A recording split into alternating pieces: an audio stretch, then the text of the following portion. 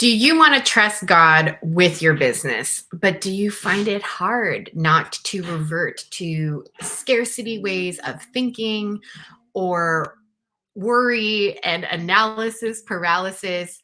Do you wish to trust God with your business, but you count conversions in your head during Mass, or you are finding yourself in patterns of, again, worry and stress? And no matter what you do, no matter how you want to lay down your business for the Lord and trust Him with it immensely, you struggle with it. That is what we are going to tackle today on the Possibility Mom Live. How do you trust God with your business? And I'm going to give you some practical strategies for when it's hard.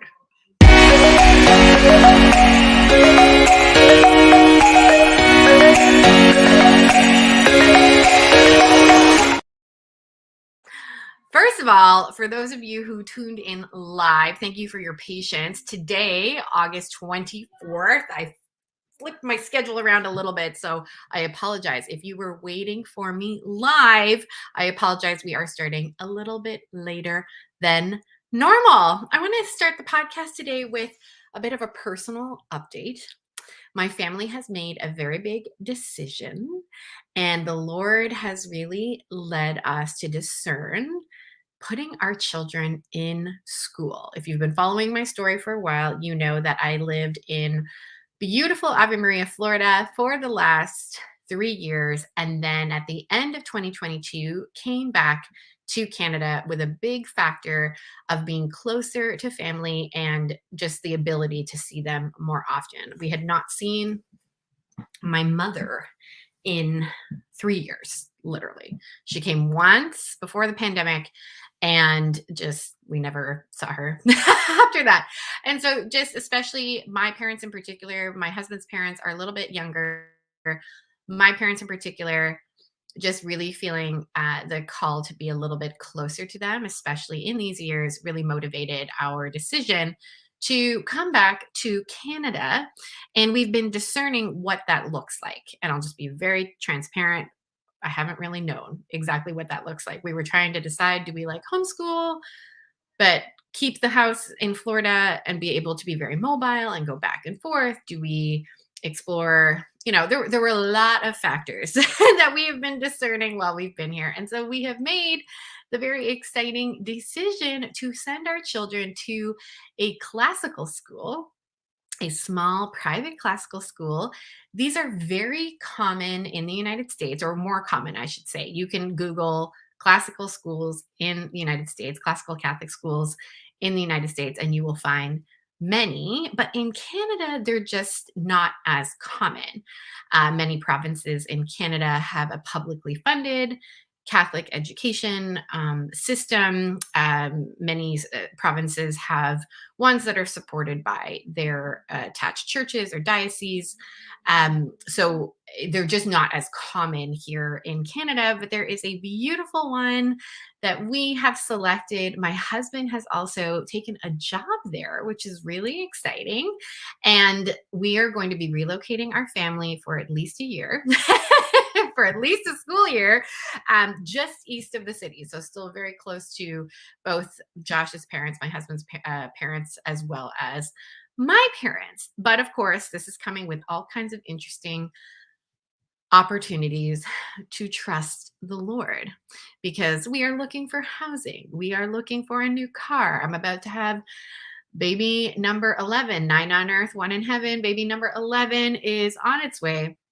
And so, of course, we're looking at all the things that come with all of those things. So please pray for me. You know, I will continue to update, especially via Instagram, where we end up, what we're doing. It is involving an immense amount of trust in the Lord. And that is why I thought this would be a timely podcast today. This is part of a 3-part series. If you have not gone and watched last week's or listened and download on wherever you love to listen to podcasts, if you haven't listened to last week's, I talked about serving the Lord with your business and understanding your unique design. And so I want to encourage you to go back and listen or watch that one because it really tees up this one on trusting the Lord. There are three things that I'm going to be sharing specific content about at my live conference, Wealth Without Guilt Live 2023 in Toronto, Ontario, Canada, October 5 through 7.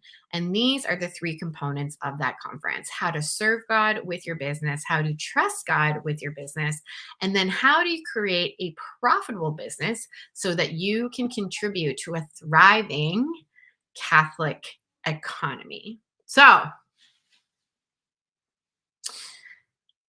that is what we're doing at Wealth Without Guilt Live. These are the topics. This series of podcasts, I hope, help you to understand truly, to me, in my humble opinion, these are the foundations. These are the essential things. This is the foundation. This is what a Catholic mother needs to know if she wants to get into business. Before we jump into all of that, although completely related, I want to share with you something that's really important to me. Last week, we talked about time. We talked about being a good steward of your time and your talent. We're going to talk about treasure next week on the podcast. But very big part of serving the Lord with your business is understanding your unique design so that you can leverage it. There is a non-negotiable in motherhood. We can all agree there is a non-negotiable in motherhood that you must show up. Like, you can replace yourself when you think about it in a lot of other areas. So, for example, anybody arguably can clean your bathroom. Anybody arguably can cook a meal in your home.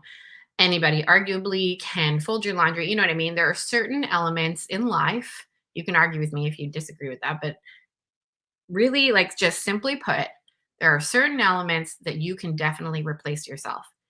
You cannot replace yourself in motherhood. You can't. Only you are the mom of your children. And that is why it is such a passion of mine to help particularly Catholic moms understand their hard wiring so that they can act efficiently. Because if you agree with me on that fact that only you can be the mom of your kids, and that is an irreplaceable, like, give me a big amen in the comments if you're watching this live. If you agree that that is a fact, you are irreplaceable as their mother, nobody can take that spot, then we best master certain skills so that we can be efficient, so that our energy is not drained. And that's why I am so excited to share with you a new workshop that I have developed. This is something that I've developed for my high level mastermind clients. It is included in their experience, but I am, of course, sharing the wealth with all of you. And if you are watching this on YouTube, I'm sharing with you a series of slides that I created on Instagram. If you are listening to this in podcast form, going over to @LisaCanning on Instagram and take a look at the slides that I'm talking about.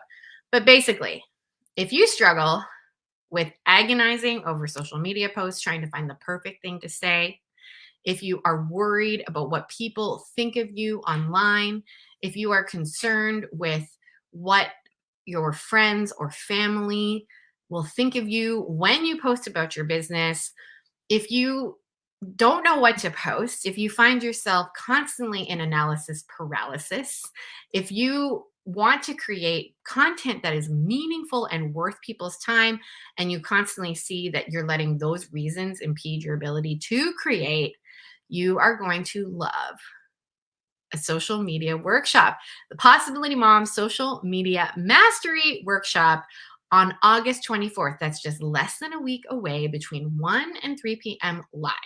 And in this live workshop, we are going to work together to make social media more fun. If you're motivated by fun, like I am. If you're not motivated by fun, I want to help you make social media easy. And here's the thing with social media and why I think it can, and dare I say, should be easy. Because when it is coming from your heart, when you are operating from a place of service, when you are taking the unique things that only you know, that only you have experienced. Yes, there are other people in the world who might have experienced similar things to you, but when you are really diving into your unique design, your unique God given experience, the things that the Lord has allowed in your specific life, when you are coming from that place and serving your people, it's not about you. Yes, you're drawing from your experience, but it's not about you. When we worry about, oh gosh, like what are people going to think? People are going to judge me. My friends and family are going to judge me. Um, Gosh, I don't know if this is meaningful. When you have all those thoughts, that is all about you. If you can take the big fat spotlight that you're currently shining on yourself, if you have those thoughts, and instead you take it and you shine it onto other people, that is when I believe social media can honestly be effortless, because you are serving, which PS moms are so good at. Think about this. We are constantly coming from a place of service. How many times have you changed a diaper and didn't want to? How many times have you cut off the crust of a sandwich and preferred not to do that? How many times have you gotten up off the couch when your coffee is hot and your Bible is open and your rosary is in your hand because you've gone to go serve a child? We are experts. Mothers are experts at coming from a place of service. I argue that social media can be somewhat effortless because when it comes from a place of service, it should actually feel very natural. Yes, there might be elements like technical stuff that require effort. So I'm not trying to be naive here and not live in reality 100%. There might be some effort involved, but what if all of that is simply a skill? So come to my workshop next Thursday, August 24th, 1 to 3 p.m. It is in the link wherever you are watching or listening to this. Right below it, you should see a link to this social media workshop. I am saving you a seat. You are going to have so much fun. I'm going to coach you on all the thoughts. I'm also going to give you some ways that you can leverage technology like ChatGPT in a very safe way. Lots of people have been messaging me being like, I am wary of AI. What is that? I will guide you on how to use it in a very safe way, in a way that just speeds up your efforts. And I'm going to show you other skills like using your voice recorder, things like that to make your social media just go a lot simpler. Alrighty. So without further ado, let us dive into today's topic on how to trust God with your business. And again, reminder that this is a series of podcasts highlighting what I'm going to be talking about at Wealth Without Guilt Live 2023, October 5 through 7.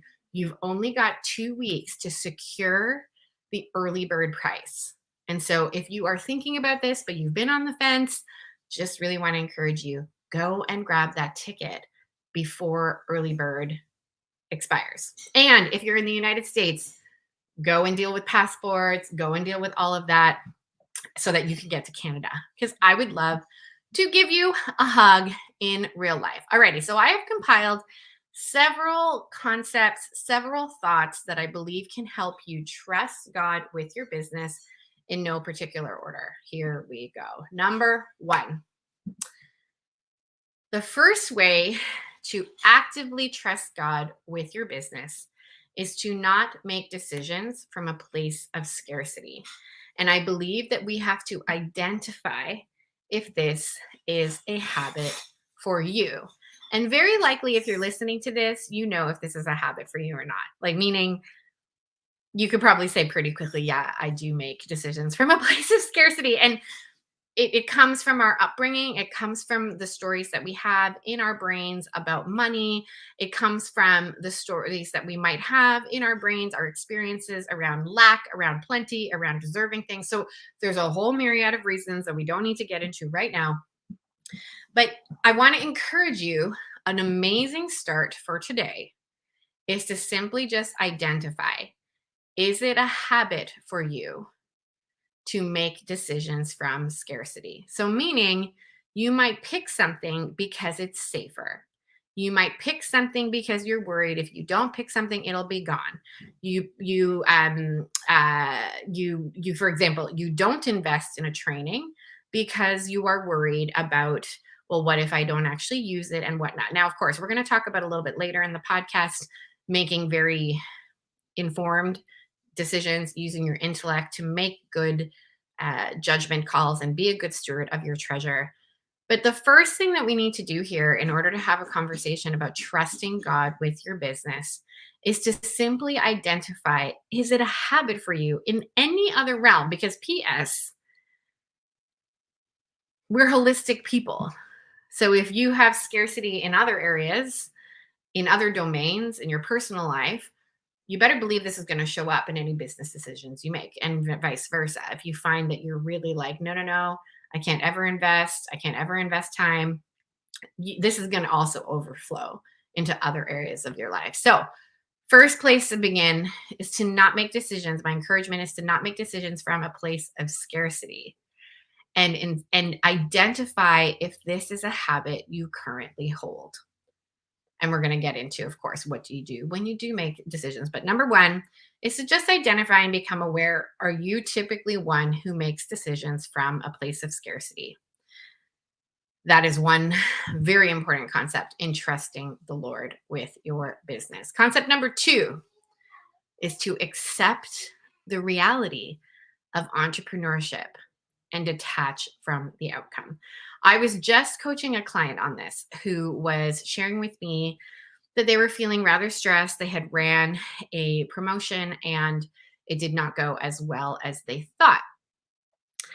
And they were like, should I just cancel it? Should I, forget it? Like, well, just such a few amount of people compared to the last thing that I ran signed up for it. What do you think? And it was interesting because the follow up continued and there was follow up around like, I should just go back and get a job at corporate. Now, listen, this is just a very common thing. Like I don't, if you've been listening to me on the podcast for a while, you know that I sometimes say, I should just go and work at Starbucks. Like that is something that I commonly say. It would be so much simpler if I just got a normal job, quote unquote. But here's what I really want to help people understand. And it's such a component of trusting God with your business, with the outcome of your business. And that is, there are certain realities that come with entrepreneurship, like anything in life. Even if you got a full-time job, but I sort of understand that there's different set of assurances that come when you're working for someone else, and there is technically money in their bank account, right? But we do need to accept that there is a certain level of risk in entrepreneurship and simply just own it.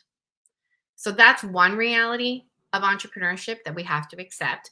Another one is that it may not go at the timeline that you prefer. This is something just simply that we must accept. Another thing that we need to accept about the reality of entrepreneurship is that it is not always repeatable. So there are things you could run a promotion one day and then try it again and it not work. I have shared very, very, very transparently here on the podcast that in the past, virtual summits were an incredibly successful for me. And then the last summit that I ran was almost the opposite. And that was extremely surprising. So there are things about entrepreneurship that we simply have to accept. It does not serve us to deny any of these things. But when we can accept these realities, so the ones that I mentioned, for example, is that it isn't always guaranteed, like your results aren't always guaranteed. It may take longer than you think. And sometimes the results are not repeatable. When we can accept that these are just realities of entrepreneurship, then we let go of a lot of tension. Like it's so important we live in reality as entrepreneurs. And I think when we can accept some of those realities, it also makes it easier to truly detach from the outcome. And when we can detach from the outcome, oh my word, does that put in a lot of room for God to do his thing? The faster we can realize that we are not in charge. I have another podcast. I did not link it in advance, but if you search back on my podcast, I have a podcast that I talked to, that I quote, where I quote my spiritual director, Father Damien, I love you. And he really challenged me one day to think about who was my boss, like who was really in charge, who really controls where my money comes from, where every single opportunity in life comes from. And that, of course, is God. So when we can accept the realities that there are just simply, things that are unpredictable, simply things that do take longer and are just realities of entrepreneurship, I believe it is so much easier to detach from the outcome and then allow God a lot of room to work. Which brings me very neatly to number 3, and that is to regularly articulate to yourself where your security comes from. This is another thing that Father Damien and I have talked about ad nauseum in my spiritual direction. And it is simply like it is not wrong to desire security. It is not wrong to not want to worry about money or not worry about where you're going to live, which is very pertinent to me right now. It's not wrong to want those things. Not wrong at all. You're supposed to take care of your family, of course. And we know the impacts on the central nervous system. You've heard me talk about it when we're worried about money, of course, because we want our babies to be taken care of. We want ourselves to be taken care of, right? Not wrong to desire that.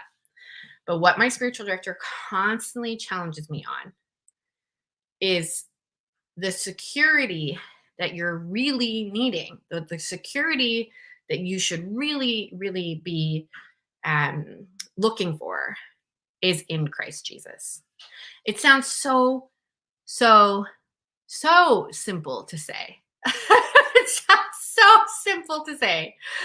Just place your security in the Lord.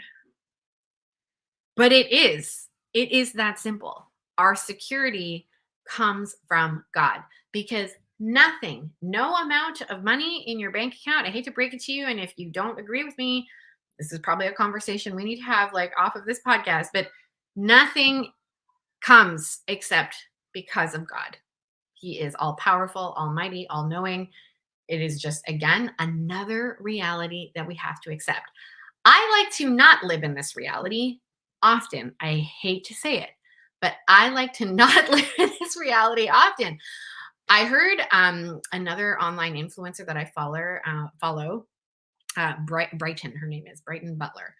And she was like, when you are trying to control everything, have you ever thought that that's actually you trying to make yourself like God? And that was a gut punch, let me tell you. That was a gut punch. And I love this comment here. Amen. We just love to think we are in control. I think I'm in control way more than I like to admit, although you probably can guess that if you've been listening to this podcast for any amount of time. I really, really struggle. I just really struggle. And again, this is where the more I've learned about central nervous system regulation and internal family systems and just the immense amount of coaching and therapy that I've done, especially in the last 9 months, it kind of makes sense to me now. Like myself makes so much more sense to me. I have tons of patterns in my life where certain things like control were seen as more safe. And so, of course, why would I expect myself to react or behave any other way than the way that I had developed 39 years of patterns around, right? So it can be very difficult. And here's the funny thing that I think of as well. How many entrepreneurs, think about this just for a minute, think of just your friend group or even think of women you follow online, think of like the whatever boss babes, like any powerful women you follow online. How many of them are go-getter type A's? Lots, right? It's sort of like, I think this is what's really funny about entrepreneurship.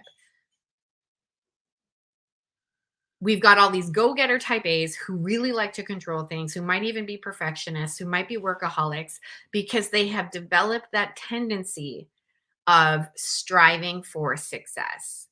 But what the real secret to all of this is truly is the ability to detach.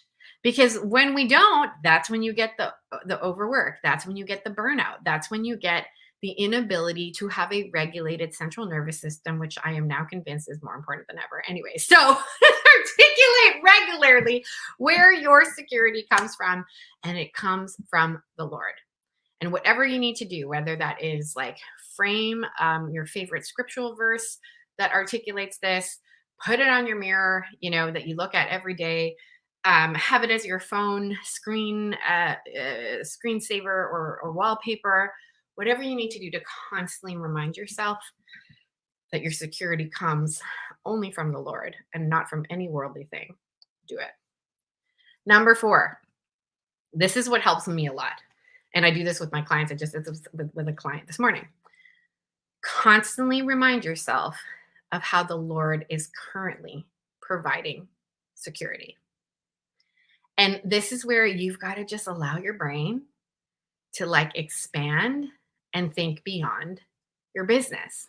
So, for example, you can do this with me right now, right here, wherever you are. You can think about the Lord has provided me a home. The Lord has provided me 9 children. The Lord has provided me a spouse and parents that love me.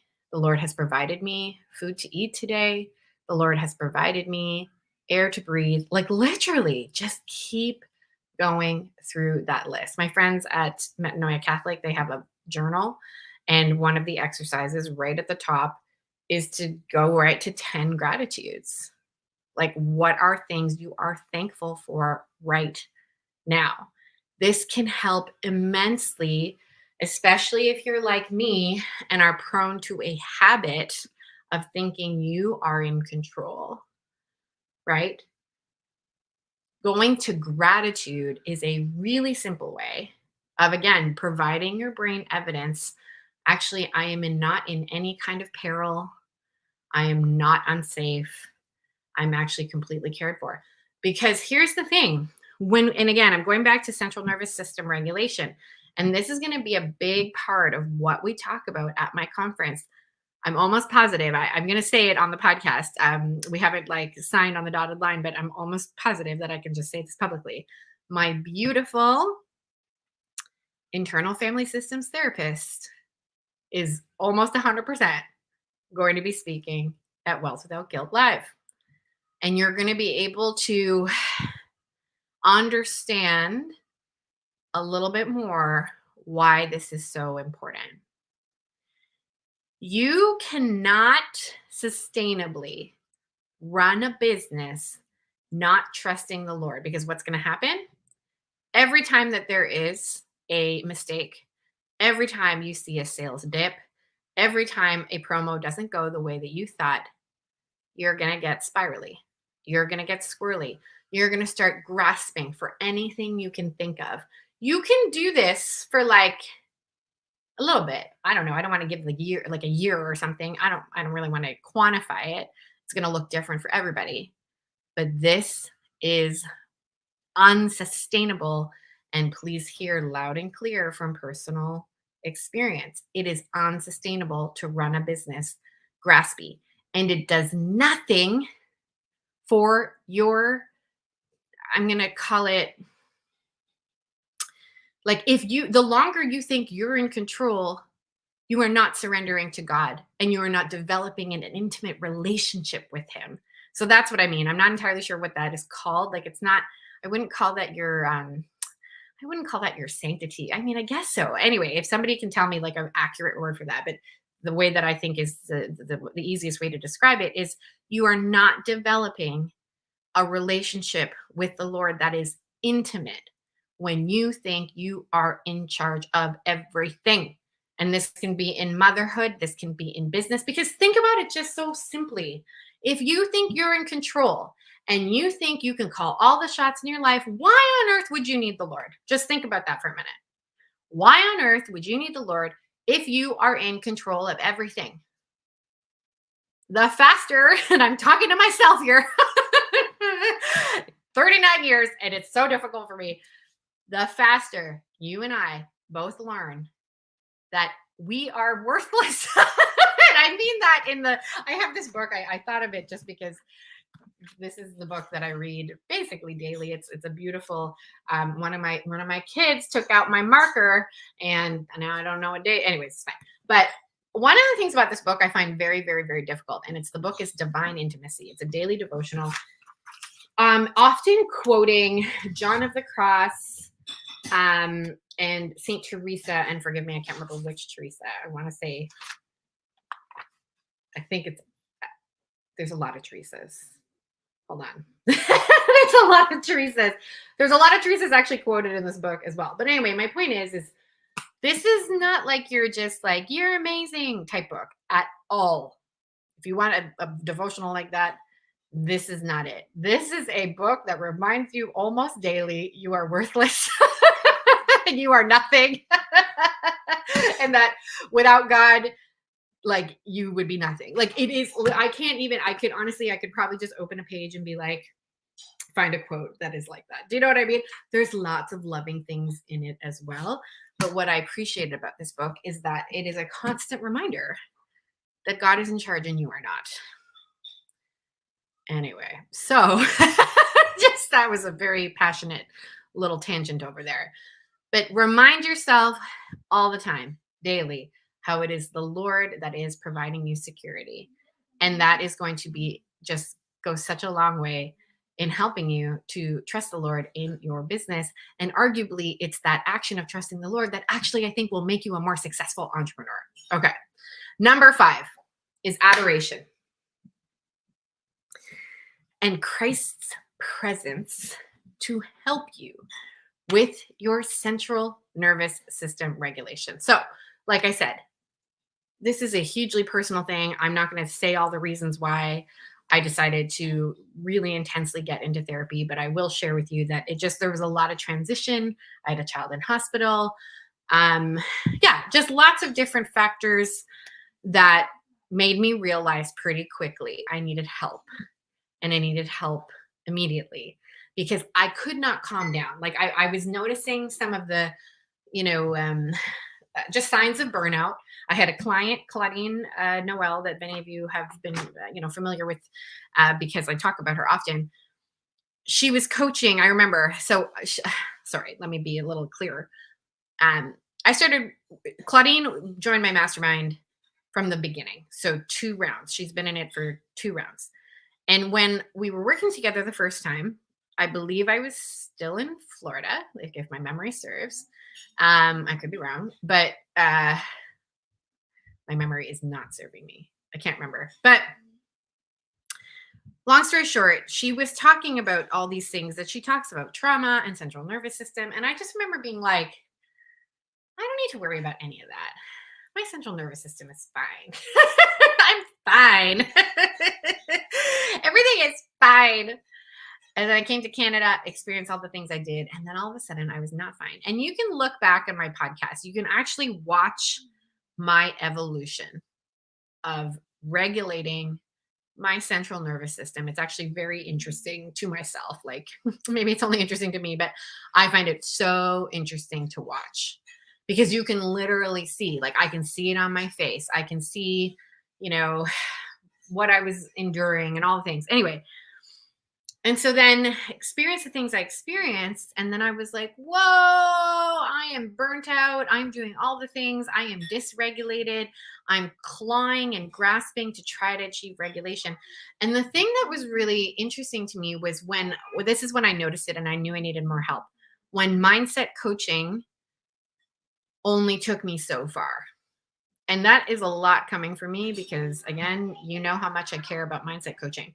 But there were a few things that I was getting coached on by my coach, Erin, that were just so consistent. Like I was getting coached on the same thing and it was helpful, but it was like consistent. And it was not,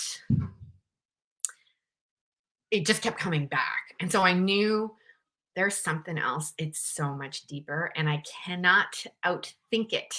It is something that is in my being. It is something that is physical. And that's when I started getting into Claudine's work and my internal family systems therapist's work, Virginia, and just beginning to understand what is the impact of stress on the body? What is the impact of habitual control, like meaning you seeking out control, tight fists like this, what is the impact of all of that on the body?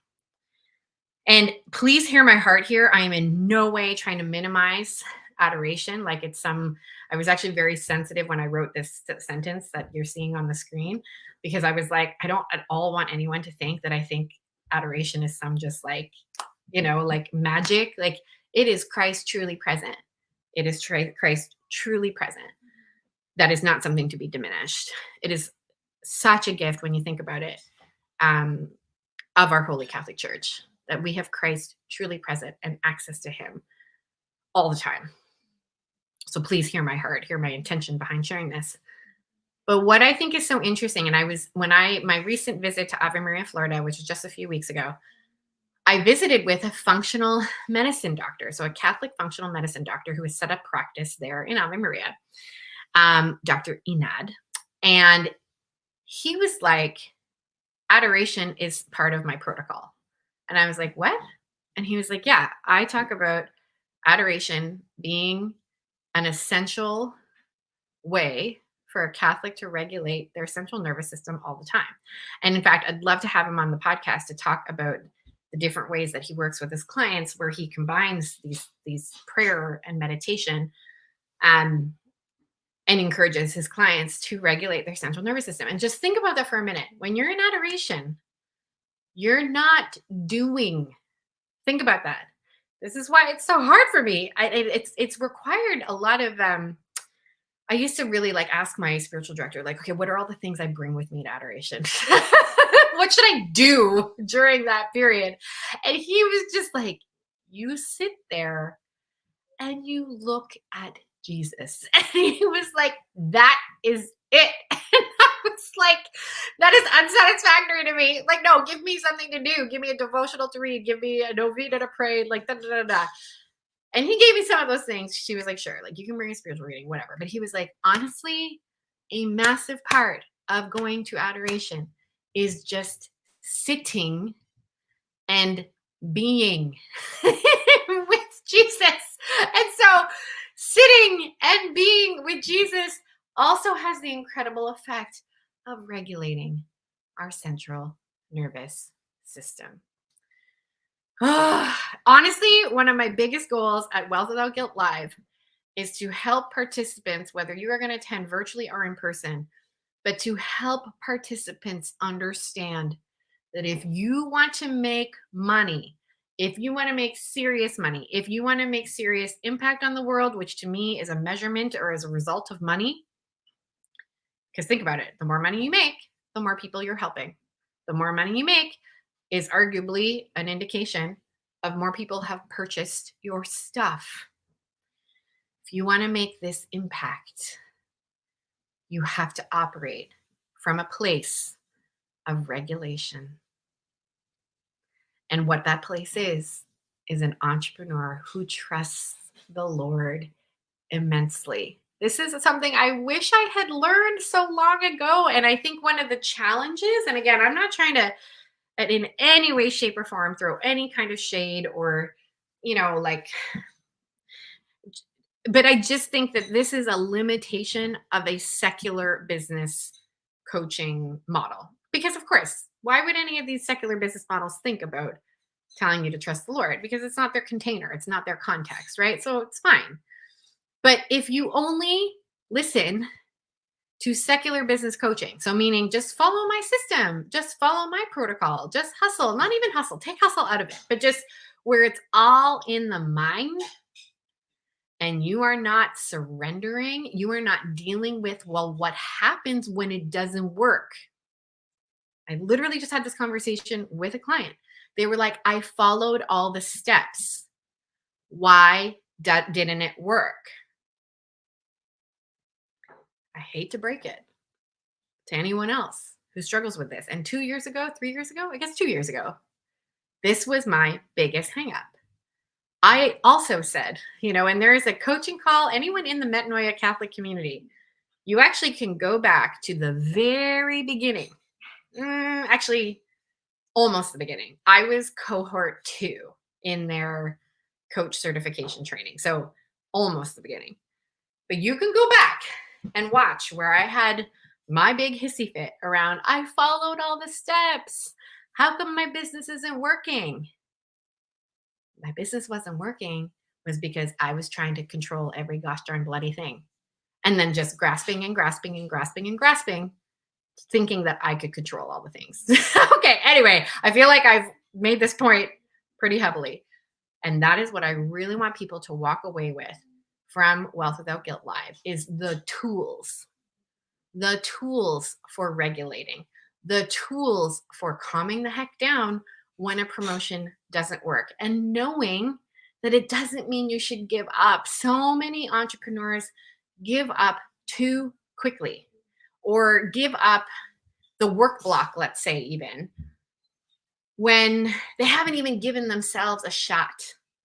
They haven't even really like explored what is possible because they've been so tightly holding onto the control and thinking that they must see a return immediately. That's not a reality of business. You're not going to here, listen to me clearly. You're not going to see an immediate return. Like you just aren't. I'm so sorry to say that. You might, like there are certain things where you might see an immediate return. Like you could take a financial class. Let's say like you attended a workshop that was like, I don't know, $49 and it was on finances. You could see an immediate return on that. So meaning you could sit in that workshop and she could take you through like different subscriptions you have and you could cancel some. So yes, that would be an example of an immediate return. But most things in business are going to take longer than one promotion. Most things in business are going to take maybe even more than one round of my mastermind that I run with Stephanie Donahue. You know what I mean? Hear me loud and clear. Just sometimes it's not an immediate return. But so often I see my entrepreneurs just give up before they've even given themselves a shot. And so, how do you not give up? You help yourself calm down when the inevitable human stress of disappointment, of failure, of something not working out, that is inevitable human response. It's normal that you respond that way. Okay. But instead of running from it, instead of just being like, forget it, you learn how to deal with it and you learn how to deal with it with Jesus. You also learn how to deal with it with coaches like me who can help you. Point number six here, understand your unique design and then ask the Lord for virtues that will help combat its limitations. And again, rely on God to close the gap. So I went into this pretty extensively on my previous podcast, but at Wealth Without Guilt Live, we're going to be diving into ideal conditions for your temperament, for your strength finder strengths, and for your motivations according to the M code. You get an M code assessment as part of your Wealth Without Guilt Live package. It's a $99 value right there, I think, or 79. Forgive me, I can't remember exactly what the assessment cost is, but that's a value right there to you as part of your ticket. And I want you to walk away from my conference with, again, a very clear sense on a piece of paper, literally. This is how I'm naturally wired. Here's how I might show up when my central nervous system is out of whack. And here are some concrete tools I have to deal with it. So, understanding your unique design and asking for the virtues necessary, virtues like perseverance, like humility, like courage. And then believe that God will close the gap. Believe that He will close the gap on all of that. And then finally, and this is so exciting, and this might be kind of a random one to throw in here, but I do think it's important. To trust the Lord with your business, I believe we have to inform our intellect to create a fiscally responsible and profitable business. Hear me loud and clear. I'm sorry I've said that expression so many times today on the podcast, but hear me loud and clear. It is not wise for most of you, maybe some of you, but for most of you, I am guessing it's not going to be wise to be like, I'm going to put $100,000 on my credit card and trust the Lord with it. If you discern that that's something you can do, and you discern that, okay, there's probably a few of you out there who can do that. But the majority of you, I really want you to hear me say this. We cannot not, sorry for the double negative, we cannot not operate without an informed intellect. So, meaning our decisions that we're making need to be based in reality and also need to lead to good stewardship of our time, talent, and treasure. So I don't want you to hear this podcast and be like, Lisa said, trust the Lord in my business, so I'm going to put $100,000 in my credit card. Some of you might do that. That's okay. And if you've discerned that, that's great. But for the majority of you, I want you to have a sense of what it looks like to have a fiscally responsible and profitable business. And that requires informing your intellect. And that's what we're going to talk about next week on the podcast. Because when you have a sense of, okay, it costs me this much money to, like, for example, I operate my business on Kartra. They just went up in price. Thanks, Kartra. It just went up in price to $200 and I want to say $13 a month of the plan that I'm on. But let's just say I'm going by old prices, was $99 to begin with Kartra. Let's just say you do that a month, and then you have, your web hosting fees for maybe $20 a month. Maybe you have like a video service fee where you house all your videos, for example, for another $100. Maybe you use something like Zapier. Anyways, so there's like lots of little tiny ancillary costs. If you don't have a sense of how much that all is and how many things, widgets, doodads you need to sell in order to make that make sense, we're not informing our intellect. We're not operating out of an informed intellect. So we have got to use our intellect and our reason, and then our will, our intellect, our reason, our will, the trifecta over here, to then make these decisions and then trust that the Lord will multiply them, magnify them. But we do need to come at this from a place of stewardship. Wealth Without Guilt Live is happening October 5 through 7, Toronto, Ontario, Canada, at the beautiful Kintore College in the heart of downtown Toronto. I want to encourage you to get the early bird ticket because prices will go up in September. And look into things like accommodations and travel now before prices go up on things like flights, on things like all that kind of stuff closer to the date. And I want to encourage you, if you are having trouble with accommodations, or you're just like, oh my word, like just the cost of the accommodations alone, please reach out, because we are trying to pair people together in order to lighten the load. Potentially people getting together and doing shared Airbnbs and all that kind of jazz. So just if the accommodations are an impediment, please reach out and let us see what we can do to help you find some suitable roommates for a couple days. There are lots of options in Toronto. Lots. There's so many options in Toronto for different levels of accommodation. So please hear my heart on that one. I would love to see you and give you a big fat hug at Wealth Without Guilt Live. And so you can get your ticket at thepossibilitymomconference.com/2023. Next week on the podcast, we're going to be talking about how to run a profitable business so that you can contribute to a thriving Catholic economy. I can't wait for that conversation. Bye, friends. Have a great Friday.